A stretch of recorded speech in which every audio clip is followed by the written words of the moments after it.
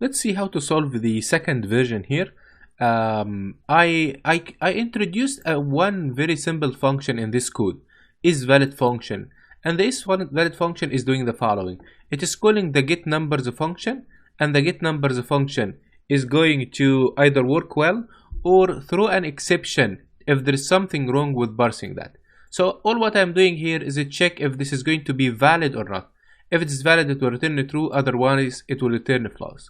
This way we can simply detect if an entry in a file is invalid or not in terms of the numbers. The compute increment function is as it is, the compress is as it is, with a one minor change. I'm now adding one more filtration here that iterate on all of the lines, all of the entries, and make sure that every entry is a valid one. If an entry is completely valid, it's going to consider it. So now we have two levels of filtration. One filtration for the NA part and another filtration for the for this part here. And I would say you can even join both of them together, but in case. So once we are done with here, we actually cleaned our all file from any entry that is invalid. Then the remaining of the code is going to work well. That's why I didn't need to change anything else.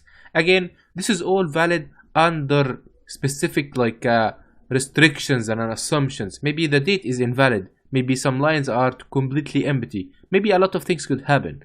But just for sake of administrating the concepts, I'm keeping things as simple as you see. That's all.